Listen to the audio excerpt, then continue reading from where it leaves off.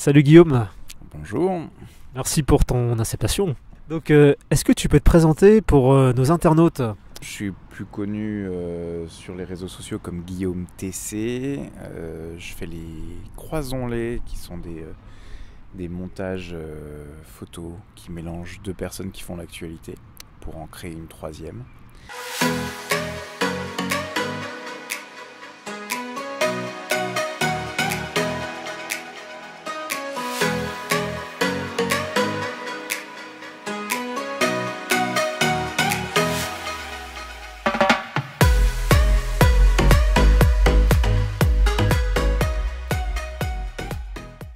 Comment c'était venu l'idée de créer tout cela, quoi?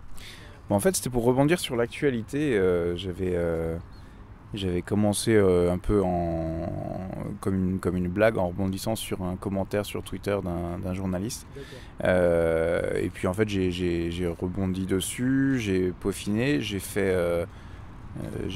continué en améliorant un peu la qualité du rendu. Et je crois que c'est ça qui a fait vraiment la différence par rapport aux autres choses et aux autres personnes qui font des photomontages.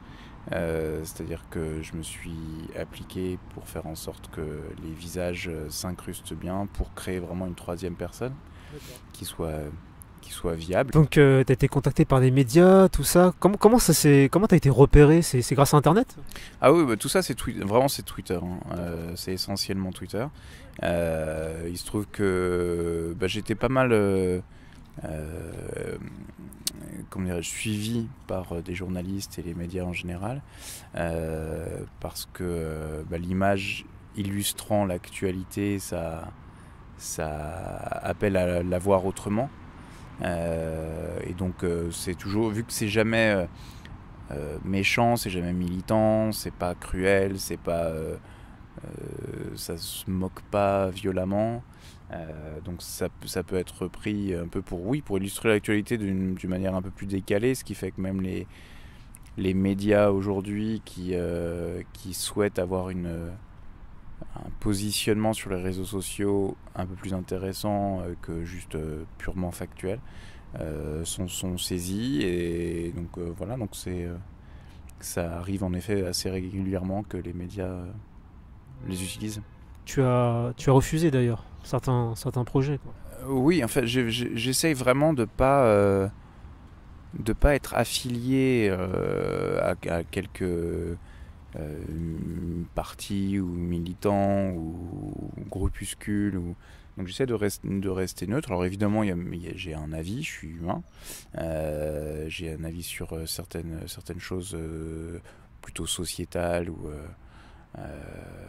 dans l'actualité. Mais par contre, je n'ai pas envie du tout d'être militant ou donc oui, enfin donc oui, on m'a déjà posé la question, on m'a déjà demandé, il y a déjà des gens de divers partis politiques qui m'ont demandé soit d'utiliser un visuel, au moins ils ont eu la classe et la décence de demander. D'autres l'ont utilisé sans demander, ou de faire des trucs pour eux, et auquel cas c'est non. J'ai pas envie, j'ai pas le temps pour ça, j'ai pas envie de rentrer dans ce genre d'histoire là, et j'ai pas envie de me battre et d'argumenter et tout ça, ça m'intéresse pas plus que ça. Parmi tous les montages que tu as effectués, est-ce qu'il y a eu des personnalités qui t'ont donné leur avis, contacté? Très souvent. D'accord. Pour le coup, très souvent. Je suis suivi par comme de facto, depuis le temps, je suis suivi par beaucoup de personnalités, qu'elles soient du showbiz ou politique ou sportive ou quoi. Et la plupart du temps, elles apprécient. Ça les fait parfois un peu grincer. C'est arrivé que certaines personnes m'ont dit qu'elles n'ont pas apprécié un Croisons-les parce que le message qui était derrière était peut-être un peu trop caricatural ou quoi. Mais tous acceptent le fait que c'est vraiment pour rebondir sur une actualité, et s'ils la font, ils la font. C'est pas moi qui décide de ça. J'ai en effet des personnalités qui me demandent d'en faire. D'accord. Donc soit d'en faire d'elles-mêmes, soit d'en faire pour les amuser ou pour qu'ils fassent un post sur Twitter ou ailleurs. C'est gratifiant pour toi du coup. Oui, ça fait plaisir, mais c'est plus... alors je suis très Twitter par rapport à tous les autres réseaux, mais c'est plus que je continue aujourd'hui à vraiment être tellement surpris agréablement par ce réseau social, parce que c'est vraiment une plateforme qu'on n'avait pas avant, qui permet d'être en relation avec des gens, Ouais. mais t'aurais jamais de la vie pensé avoir une interaction avec. Des gens que tu vois à la télé depuis des années et des années, que tu admires, et donc quand tu échanges avec ces personnes-là, c'est un truc de dingue. Tu n'as jamais eu d'ennui par rapport au droit? Non, non, parce qu'il y a c'est une règle. Alors après, je suis pas avocat, mais il y a dans le droit à l'image, il y a le droit à la parodie, qui permet de faire des détournements tant que c'est de la parodie, de l'humour. Et voilà, genre, c'est pas comme si tu prends une image telle quelle d'un photographe ou d'un acteur ou quoi, et que tu mets le logo d'une marque en dessous, en bas à droite, et tu fais des 4x3. Est-ce que tu as d'autres idées, par exemple d'associer, je sais pas, des animaux, des objets? Honnêtement, non. J'ai fait une fois, pour une campagne publicitaire, j'avais fait une fois un croisant-lait de chaussures. C'était pour une campagne pour Volkswagen. C'était assez rigolo, mais non, en fait, en plus, il y a déjà des gens qui le font. J'ai vu des trucs passer qui tournent bien et qui sont vraiment, vraiment bien, avec des mélanges d'animaux, justement. Donc pour l'instant, je reste dans ma case. Il y a des gens qui sont très, très, très drôles, qui font donc c'est le hashtag retirez-moi Photoshop, par exemple, qui font des trucs un peu comme moi, mais fait exprès, vraiment à la machette, quoi. Enfin, c'est vraiment... l'idée et la blague et le jeu de mots, ou la blague, c'est pas la qualité du rendu. Moi, je reste dans mon créneau.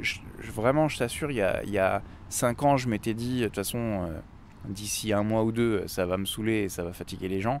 Ça va pas être drôle. Tu m'aurais dit 5 ans plus tard, je serais ici en train d'en parler encore. Fou, Je t'aurais vraiment pas cru. Mais donc pour l'instant, je fais ça, et puis comme je l'ai toujours dit, j'arrêterai quand ça me saoulera, ou si jamais je sens que ça n'amuse plus. Voilà. Incroyable, c'est qu'à partir de ton ordinateur, tu as fait vraiment beaucoup de rencontres. Est-ce que tu aurais un message pour ceux et celles justement qui sont dans leur chambre, dans un endroit, en train de travailler sur un projet? Bah, je suis loin d'être un modèle dans le genre. Je pense que... de toute façon, le message assez universel qui est quand on veut, on peut, marche toujours. Moi, serait plus sur de la bienveillance. On voit beaucoup sur les réseaux sociaux, alors pas que dans la catégorie montage, mais dans les tweets et tout ça, on voit beaucoup de violence, de virulence et de coups bas derrière anonymat, d'homophobie, de sexisme, tout ça. Donc derrière l'anonymat, les avatars, c'est très facile. J'ai vu des trucs où on fait passer... on fait des photomontages en faisant croire que c'est de la vérité pour humilier des gens et tout ça. Et ça, pour moi, justement, c'est un peu la limite du truc, et c'est ce que je conseillerais de ne pas faire. C'est mon avis, hein, ça reste que le mien, mais à celui qui veut qui a un projet et qui est dans sa chambre, comme tu dis, et qui a son projet, restons bienveillants.